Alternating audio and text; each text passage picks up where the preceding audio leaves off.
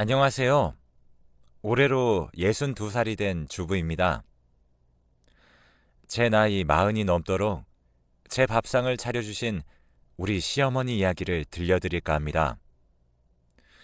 제가 이렇게 사연을 보내게 된 것은 저희 시어머니께 좋은 소식도 전할 겸 이 사연을 적어보게 되었어요. 그럼 제 어릴 적 이야기부터 들려드려 보겠습니다. 낙엽이 예쁘게 지던 어느 가을에 어머니의 손을 잡고 커다란 가방을 짊어 메고 가는 아버지의 뒷모습을 바라보며 기차에 올라타던 때는 제 나이 고작 12살이었습니다. 기차에서 내려 버스로 갈아타며 한참을 울퉁불퉁한 길을 달려 도착한 곳은 집이 몇 채 지어져 있지 않던 강원도 산골에 있는 마을이었어요. 원래 제가 살던 곳은 상점들이 즐비한 도시였는데 아버지를 따라온 곳은 너무도 한적한 깡촌의 어느 마을이었죠.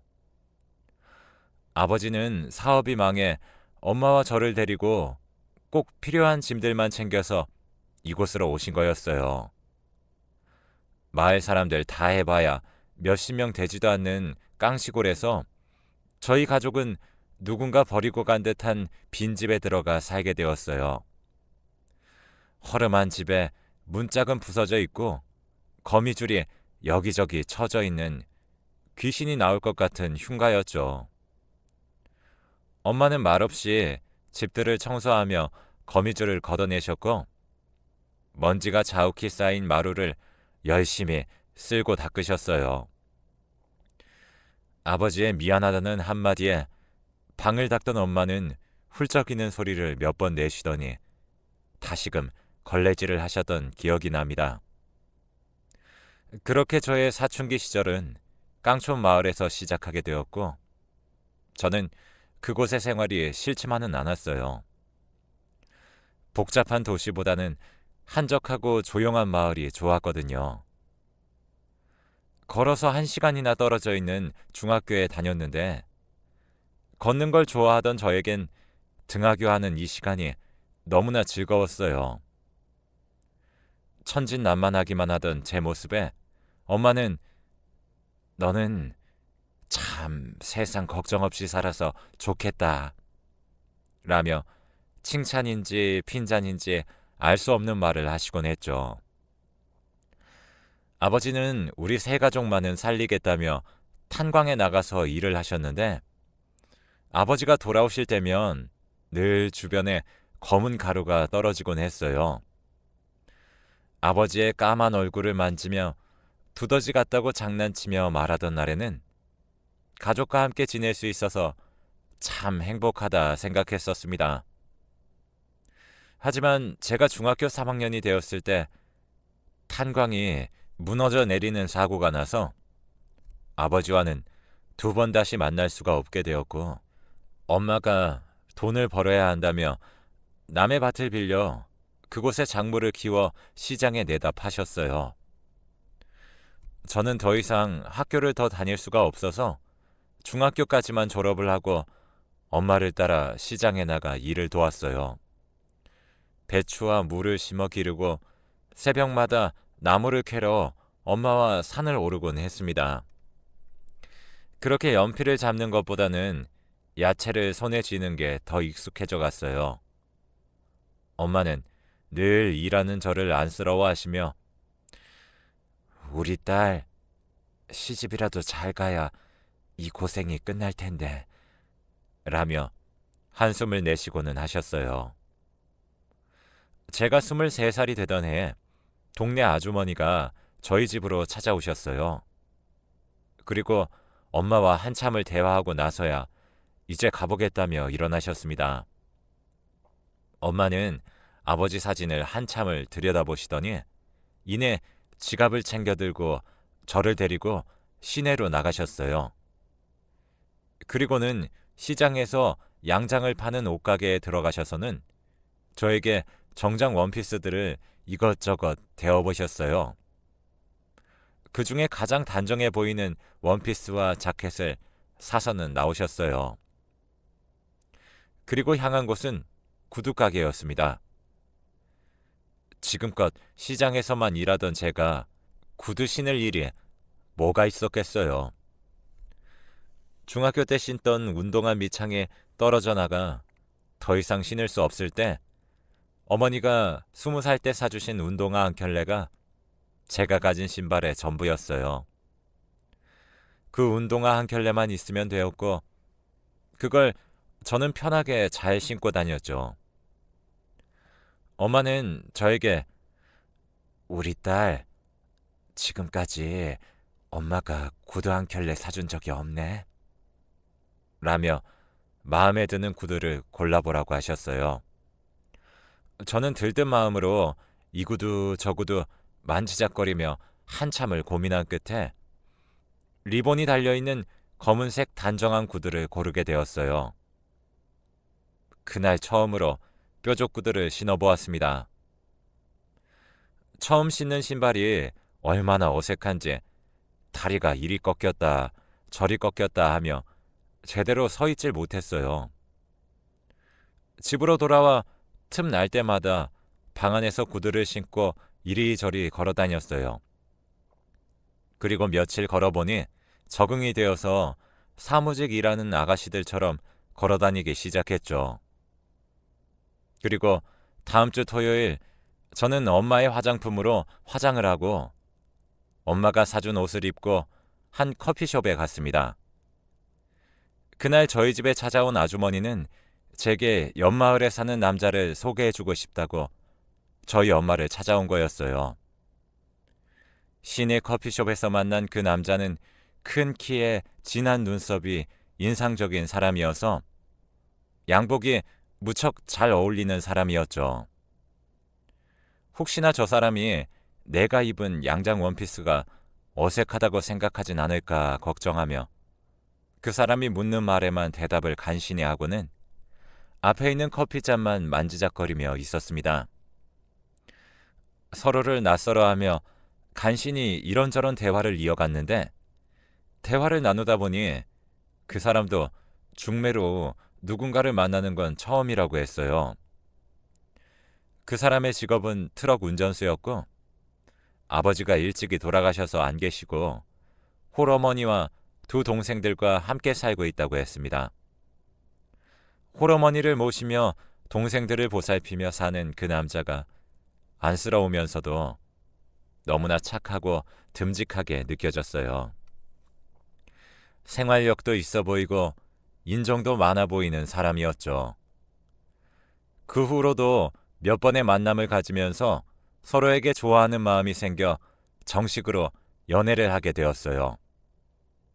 그리고 친정엄마께 인사를 시키게 되었는데 친정엄마는 사람 참 착하고 좋아 보인다며 이만하면 괜찮다고 하셨어요.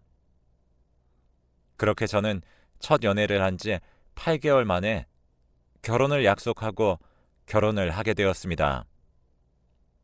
비록 홀 시어머니의 시동생들까지 건사해야 하는 며느리 자리였지만 친정엄마는 저희 형편에 이 정도면 되었다고 생각하셨나 봐요. 중매 아주머니도 남편이 인성이 바르고 참 성실한 사람이라고 부추겨서 친정엄마도 결혼을 허락하신 것 같았어요. 중매 아주머니의 말대로 참 좋은 남편감이었지만 가정 형편은 넉넉하지 못한 사람이었습니다. 남편은 돈이 없어 빚을 내어 결혼식을 올리게 되었어요. 결혼할 때 시어머니는 시아버지 살아계실 적에는 그나마 소장사로 먹고 살만 했는데 지금은 사정이 여의치 않아 보태줄 게 없어서 미안하다고 하셨습니다. 저는 남편이 살던 집에서 신혼을 시작하게 되었어요. 방 한 칸에 거실 하나 있던 아주 작은 살림집이었는데 그 집에서 시어머니와 시동생 둘을 돌보며 신혼살림을 차려나갔죠. 결혼 전 장사만 하느라 집안 살림을 제대로 배우지 못해 언제나 실수투성이었어요.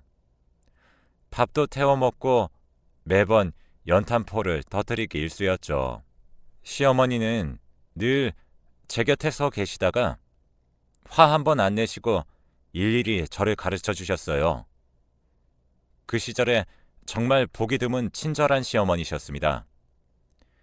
결혼 후 다음 날에 제 생일날이 끼어 있었어요. 결혼 전에도 어려운 살림이라 생일이라고 해서 딱히 챙겨본 적이 없었기에 결혼 후 맞이하게 된 첫 생일도 여느 날과 다름없이 지내겠거니 했습니다. 그런데 시어머니께서 아침부터 시장을 다녀오셨는지 소고기가 담긴 검은 봉다리와 미역들을 가져오셨어요. 그리고는 손수 제 생일상이라며 소고기가 들어간 미역국을 끓여주셨습니다. 요즘이야 흔한 게 소고기지만 이 시절에 소고기는 아주 귀한 음식이었어요. 결혼 후 시어머니가 아침마다 항상 어딜 나가시곤 했는데 알고 보니 팥과 콩을 팔아서 돈을 벌고 계셨던 거예요. 남편이 살던 집이 제가 살던 친정처럼 산골에 있었기에 1시간 반씩 버스를 타야지만 시내로 나갈 수가 있었죠. 시어머니는 저에게 생일상을 차려주기 위해 하루에 3시간씩 버스를 타고 가며 팥과 콩을 팔았고 그렇게 모은 돈으로 소고기를 사다가 미역국을 끓여주신 거였어요. 그때 얼마나 감동을 받았는지 우리 어머님한테 정말 잘해야겠다 생각했죠. 남편은 트럭 배달하는 운전수였는데 이 당시엔 벌이가 꽤 좋았어요. 점점 살림이 더 나아져서 시내로 이사를 가게 되었죠. 남편이 벌어온 돈은 항상 허투루 쓰지 않았어요. 아끼고 또 아껴가며 시집 와서 옷 한 벌 사본 적이 없었습니다. 제 꿈은 남편이 벌어온 돈 착실히 모아서 더 큰 집으로 이사를 가는 거였어요. 어머니께도 방을 하나 내어드리고 시동생들에게도 방을 만들어주고 싶었거든요. 하지만 늘 계획대로 인생이 흘러가진 않더라고요. 남편이 배달을 마치고 사업장으로 향하던 날 눈길에 차가 미끄러져 무릎을 다치고 말았어요. 다행히 크게 다치진 않았지만 뼈에 금이 가는 바람에 몇 달간은 일을 쉬어야 했죠. 그리고 트럭을 수리하느라 그동안 모아둔 돈을 써야만 했어요. 게다가 트럭을 구입할 때 받은 대출 이자비를 감당해야 했는데 당장 남편이 일을 하지 못하니 가게에 큰 부담으로 와닿았어요. 저는 결국 제가 원래 하던 시장 일을 다시 시작하게 되었어요. 제가 아침 일찍 출근하다 보니 시어머니께서 집안 살림을 도맡아 하시게 되었습니다. 어머니는 성격이 깔끔하셔서 저보다 살림을 더 잘하셨어요. 퇴근 후에 집에 가보면 주방에 물때 하나 없었고 장롱에 먼지 하나 없었습니다. 어머님의 살림 솜씨를 보며 그동안 며느리의 부족한 살림 실력에도 잔소리 한 번 없으셨던 시어머니께 고마운 마음이 들었어요. 어머님은 본인 아들이 가장으로서 돈을 벌어와야 하는데 제가 나가서 일을 하니 미안하셨나 봐요. 제가 퇴근해서 올 때마다 네가 고생이 많다며 늘 어깨를 쓰다듬어 주셨죠. 그렇게 몇 달 고생하다 보니 남편의 다리는 다 나았고 다시 트럭 일을 시작하게 되었어요. 저는 나가서 일을 하는 게 더 마음도 편하고 돈도 벌 수 있으니 계속해서 일을 하겠다고 했죠. 시어머니는 너 편한 대로 하라며 집안일은 자기가 맡아서 할 테니 걱정 말라고 하셨어요. 아침 일찍 달그락달그락 밥 짓는 소리가 들려도 피곤한 몸 일으키기 싫어 자는 척 누워있기만 했습니다. 편한 마음으로 누워있지도 못할 거였으면서 왜 매번 그랬는지 지금 생각하면 참 죄송스럽네요. 열심히 돈 벌어 번듯한 내 집에서 사는 게 꿈이었던지라 오로지 돈 버는 데만 온 신경을 쓰고 살았어요. 방 한 칸에 작은 거실이 전부였던 집이라 방 한 칸에는 다 큰 시동생들 둘과 시어머니가 함께 살고 있었는데 더 큰 집으로 이사가서 살고 싶은 마음이 컸습니다. 시간이 지나면 남편 사업도 잘 되고 저도 시장 일을 하면서 점점 돈이 모이기 시작했어요. 그 무렵 임신이 되었고 저는 만삭의 몸이 될 때까지도 시장 일을 손에서 놓지 않았습니다. 아이를 낳고 3개월 된 젖먹이를 시어머니께 맡겨놓고는 다시 시장 일을 시작했어요. 그렇게 억척스럽게 살았네요.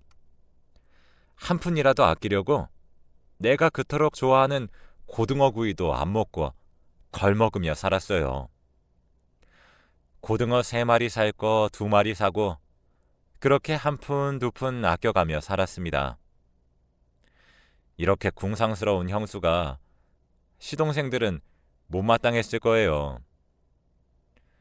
돈을 아끼는 것만이 내가 잘 살 수 있는 길이라고 생각해서 시어머니와 시동생들에게 용돈도 한번 제대로 챙겨주지 못했으니까요. 시동생들은 제가 시어머니 집안일 부려가며 일 시키고 자기가 번 돈은 자기 혼자만 쥐고 있다며 저를 미워했고 용돈 문제로 남편과 몇 번을 싸우기도 했죠. 저와 남편이 벌어오는 돈으로 시동생들 고등학교까지 모두 다닐 수 있게 해주었지만 그런 고마움의 말보다는 원망의 말을 더 자주 들었습니다. 수십 년이 지난 지금도 이건 조금 서러운 기억이에요. 그래도 저는 잘 살아야겠다는 일념 하나로 제가 욕을 먹더라도 악착 같은 생활을 놓고 싶지 않았어요. 고등학교를 졸업한 시동생들은 공부에는 흥미가 없었는지 형이 하는 일을 따라서 하겠다고 했어요. 시동생들이 졸업할 무렵에 남편이 직접 대리점을 하나 내면서 사장이 되었고 시동생들은 남편 가게 밑에서 기사로 일하겠다고 했습니다. 시동생들이 성년이 되면서는 제가 그동안 모아둔 돈을 꺼내어주며 작은 집을 하나 구해 독립해서 살라고 했어요. 시동생들은 그동안 짠순이로 알았던 형수가 큰 돈을 내어주니 그동안 자신들이 모질게 굴어서 미안하다고 용서를 구했지요. 그건 이미 다 지난 일이니 어쩌겠어요. 시동생들 17살, 19살에 형수보다는 고생하는 자기 어머니 생각에 그럴 수 있다 하고 괜찮다 했죠. 그렇게 시동생들은 남편 대리점 근처로 집을 구해서 나가 살게 되었어요. 그쯤에 둘째가 태어났고 또다시 어린 피덩이를 시어머니께 맡기고는 저는 시장에 나가 일을 했어요. 이때는 저도 제 가게를 가지고 운영하게 되었는데 내 가게를 갖고 일한다는 즐거움으로 일이 힘든 줄도 몰랐습니다. 그렇게 아이들이 학교에 입학할 때쯤 저는 제 소원대로 큰 집으로 이사를 가게 되었습니다. 처음으로 가진 우리 집이었어요. 물론 은행과 손잡고 산 집이었지만 그래도 우리 집이 생겼다는 사실만으로도 너무나 행복했죠. 그렇게 10여 년의 시간 동안 시어머니가 우리 아이들 도시락부터 집안 살림까지 도맡아서 챙겨주셨어요. 늘 감사한 마음이었지만 감사한 마음을 표현할 겨를도 없이 눈 뜨면 출근하고 해지면 퇴근하는 일들이 반복되어 당연한 일상처럼 지나갔습니다. 시어머니는 콩나물을 길러서 아이들이 학교에 간 시간에 큰 길가에 나가 팔고 오곤 하셨어요. 그렇게 소일거리를 하며 용돈을 직접 벌어 쓰셨죠. 그러던 중 친정엄마가 암에 걸렸다는 청천벽력 같은 소식을 전해 듣게 되었어요. 지난 명절에 뵈었을 때 친정엄마가 하신 말씀이 생각이 났습니다. 우리 동네에 용한 점쟁이가 있는데 나더러 환갑까지밖에 못 산다더라. 라는 말이었죠. 저는 그 점쟁이를 욕하며 멀쩡한 우리 엄마한테 못하는 소리가 없다고, 그런 말은 흘려듣는 게 정신 건강에 이롭다며 저 또한 한 귀로 듣고 흘렸어요. 그 일이 있은 지 얼마 안 되어서 엄마의 암 소식을 들으니 눈앞이 깜깜했습니다. 이때 저희 어머니 연세가 60살이셨어요.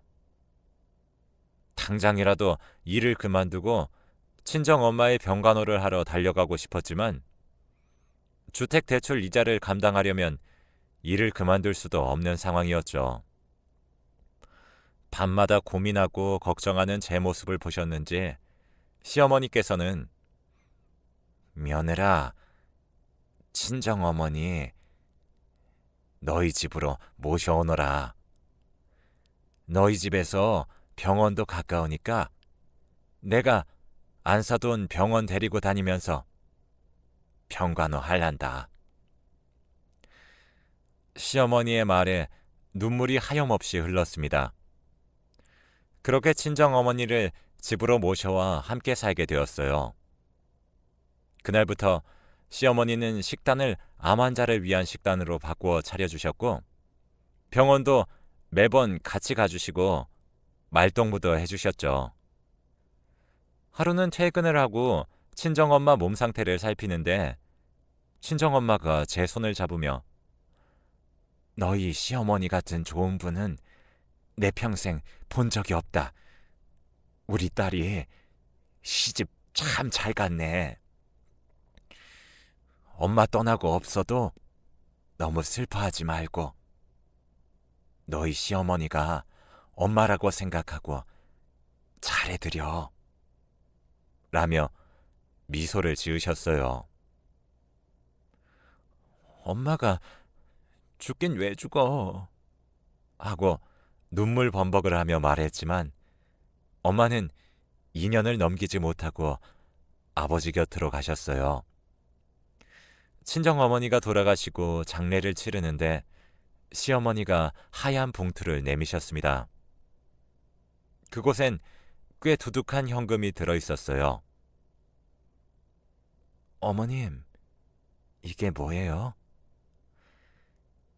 친정어머니가 가시는 길에 편안히 가시게 보탰어라. 내가 능력이 없어서 많이는 못 주고 이게 내가 해줄 수 있는 전부다. 묘자리 좋은 데로 골라서 양지 바른 곳으로 모셔라. 봉투를 내민 시어머니의 손은 언제 이렇게 늙으셨는지 기미도 올라오고 쭈글쭈글해져 있었어요.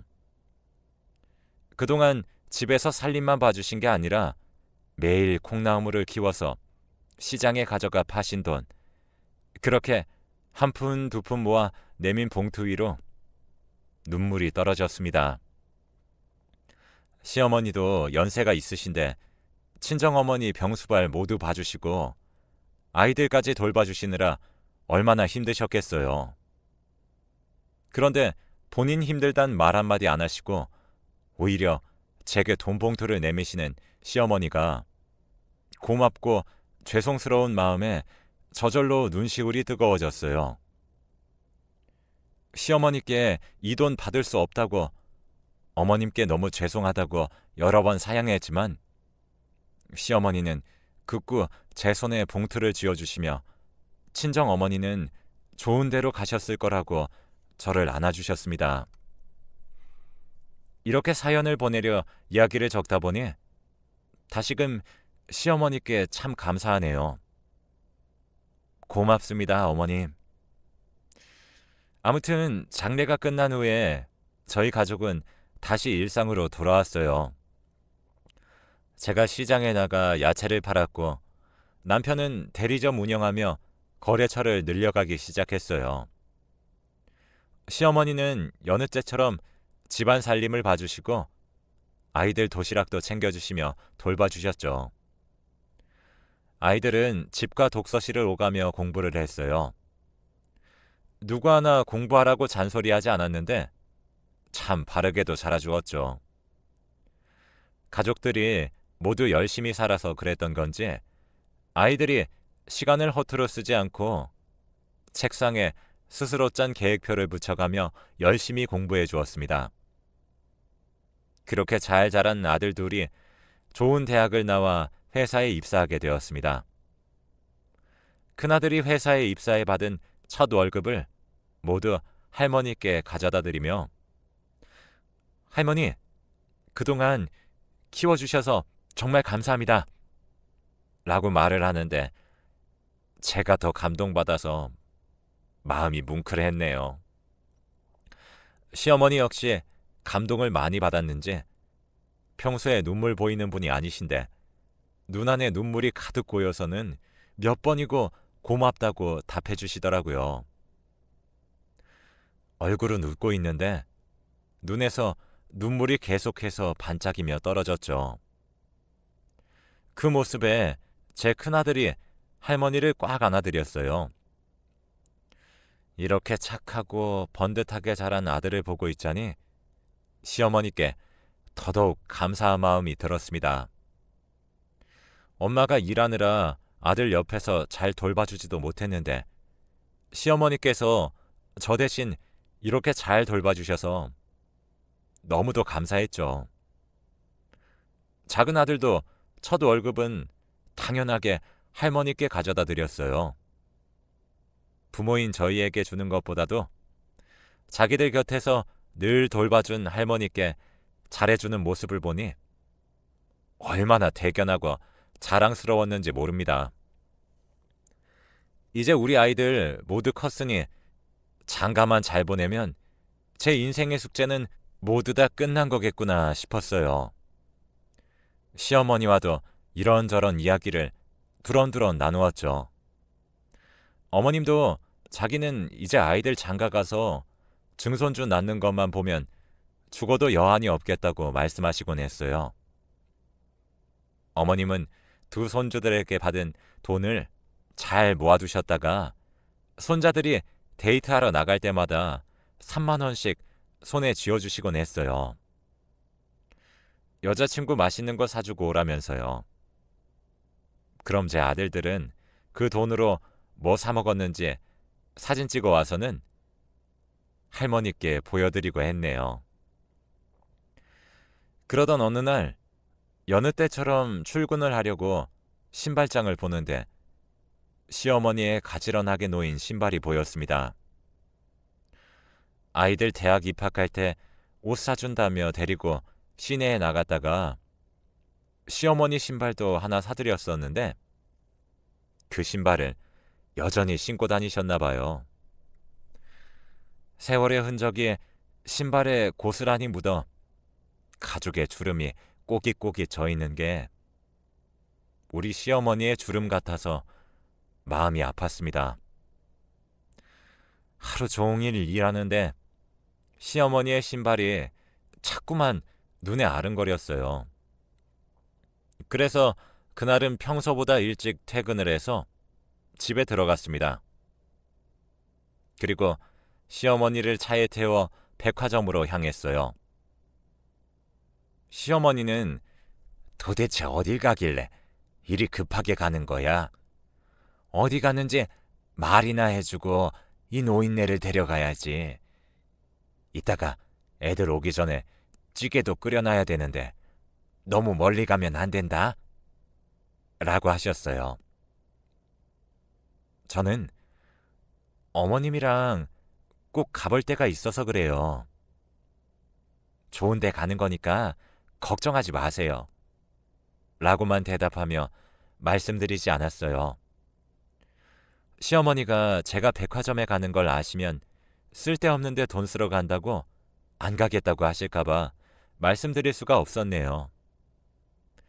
백화점 주차장에 들어서자 시어머니는 갑자기 웬 백화점이냐며 여긴 비싼 물건 많이 있는 곳 아니냐고 하셨죠. 어느 날 저희 집 재산을 정리해 본 날이 있었어요. 저희 가족은 돈 걱정 없이 살 만큼은 모았더라고요. 아이들 장가 보낼 돈도 다 해놨고 우리 부부 노후 자금도 다 마련해 뒀습니다. 통장을 보고 있자니 이젠 시어머니 잘 모시면서 우리 가족 행복하게 살면 되겠다고 생각이 들었죠. 그리고 그동안 열심히 모은 돈도 좀 쓰면서 살고 싶어졌습니다. 그래서 시어머니를 모시고 처음으로 백화점에 가서 옷을 사드리게 되었어요.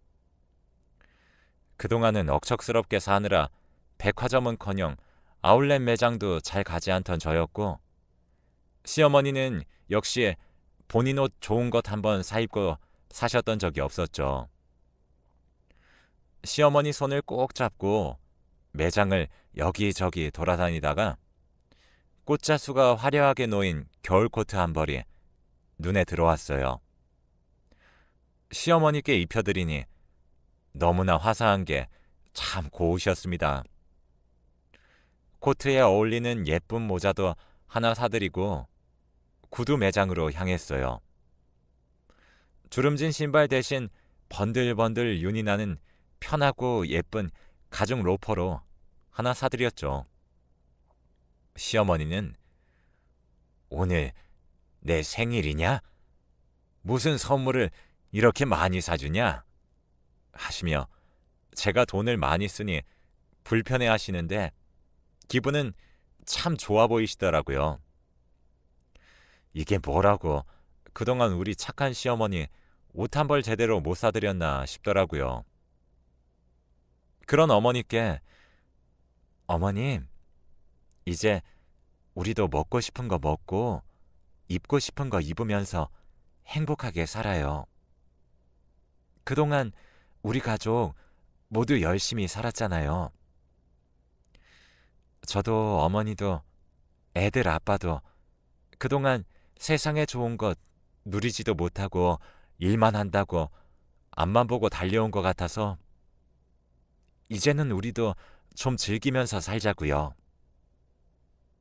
그리고 제가 무뚝뚝해서 그동안 표현을 많이 못했는데 어머님, 그동안 정말 감사했어요. 저는 시어머니와 백화점 한편에 있는 의자에 앉아 시어머니 손을 꼭 잡아드려네요. 고맙다는 시어머니 말에 제 마음도 따뜻해졌죠. 그날 시어머니와 단둘이 데이트를 하며 같이 백화점 식당에서 밥도 먹고 좋은 시간을 보내고 오게 되었어요. 그 후로도 생신이나 어버이날에는 시어머니를 백화점에 모시고 가 옷 한 벌씩 사드렸습니다. 그런데 마냥 행복할 것 같던 이 시간은 그리 오래가지 않았어요. 조금씩 기억을 깜빡깜빡 하시던 시어머니, 나이가 드니 당연한 거라고 여기며 대수롭지 않게 지내던 어느 날 여전히 콩나물을 길러 팔러 나가신 시어머니가 집에 올 시간이 되어도 오시지 않았죠. 저는 시어머니를 찾으러 나갔고 그곳에서 콩나물 박스 앞에 가만히 앉아서 멍한 얼굴로 허공을 바라보시는 시어머니를 보게 되었어요. 시어머니를 불러도 대답도 없으시고 제가 어깨를 툭툭 친 후에야 저를 바라보셨죠. 그런데 저를 바라보시는 어머님은 저를 한참을 바라본 후에야 민수 애미구나 하셨어요. 그리고는 콩나물 박스도 내버려둔 채 발길 가는 대로 걸어가시더군요. 시어머니가 가시는 방향은 저희 집과는 전혀 상관없는 길이었죠. 저는 불이 나게 콩나물 박스를 챙겨서는 시어머니 뒤를 따라 뛰어갔습니다. 그제서야 우리 시어머니께 치매가 찾아왔다는 걸 알 수 있었어요. 다음 날 건강검진하러 가자며 어머니를 모시고 간 병원에서 치매 판정을 받았습니다. 생각보다 꽤 진행된 치매에 저는 무척 놀랐어요. 매일 얼굴 마주보고 사는 제가 어떻게 그동안 시어머니의 치매를 눈치채지 못했던 건지 무심했던 제가 너무 한심했어요. 의사 선생님 말로는 매일 같이 사는 가족들은 오히려 눈치 못 챈다며 너무 상심하지 말라고 하셨죠. 오히려 명절에 오랜만에 보는 친척들이 보통 알아채서 병원에 모시고 오는 경우가 더 많다고 했습니다. 우리 시어머니가 그때 나이가 78이셨어요. 시어머니도 충격이 크셨는지 몇 날 며칠 밥을 잘 드시지 못했죠. 시어머니의 증세는 서서히 심해져 갔고 저는 큰 결심을 하게 되었어요. 제가 평생을 일해온 야채 가게를 다른 사람에게 팔고 정리를 했어요. 그리고 시어머니께서 제 친정엄마와 제 아이를 돌봐주셨던 것처럼 저도 시어머니를 돌봐드리기 시작했습니다. 10년이란 시간 동안 시어머니께서 제 아이들과 친정어머니께 해주신 것처럼 삼시세끼를 차려드리고 기저귀를 갈아드리며 열심히 돌봐드렸습니다. 주변에서는 제게 어떻게 치매 시어머니를 10년이나 모시면서 힘들다 소리 한 번 안 하냐고 했습니다. 다행히 시어머니가 착한 치매여서인지 시어머니 수발 드는 게 못 견딜 정도로 힘들진 않았어요. 그렇다고 결코 쉬운 일도 아니었죠. 다만 우리 시어머니가 아이들 키워주시고 30년을 넘게 우리 집 살림해 주신 데다 친정어머니 병수발 들어주실 때 힘들다 소리 한 번 안 하시고 해주셨던 거 생각하면 제가 감히 힘들다는 말을 할 수가 없었어요. 우리 시어머니가 해주신 거에 비하면 이건 아무것도 아니다 라는 마음으로 하루하루 지냈습니다.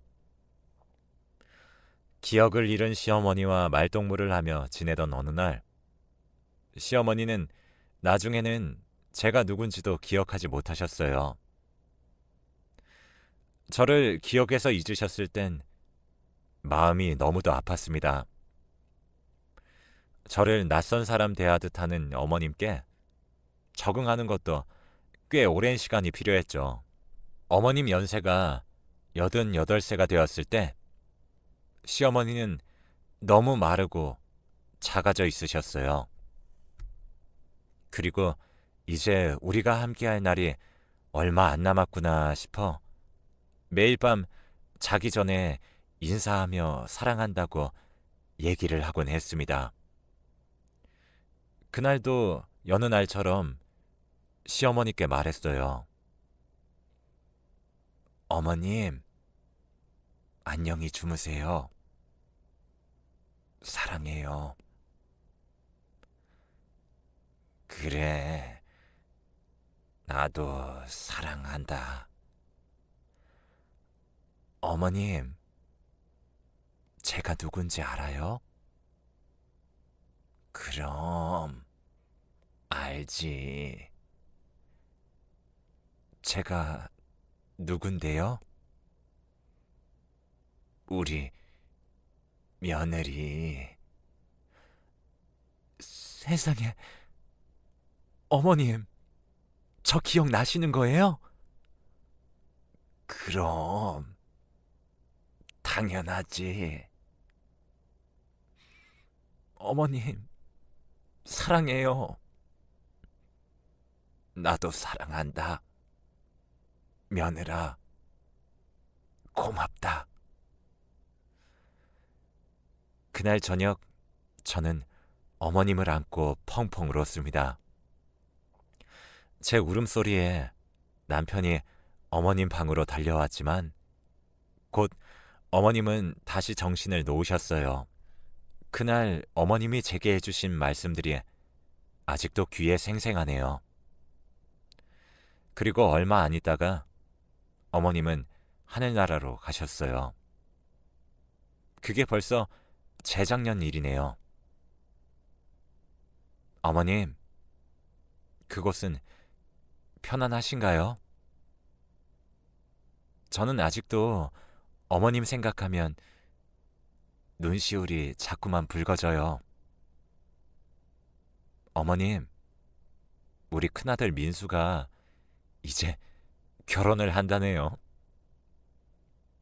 우리 어머님 조금만 더 살고 가셨으면 좋았을 텐데. 어머님이 저희들에게 주신 사랑 잘 간직했다가 우리 며느리들에게 베풀도록 하겠습니다. 어머님이 제 어머님이라서 정말 감사했어요. 이제는 그곳에서 고생 없이 행복하시길 바래요. 어머님, 보고 싶어요.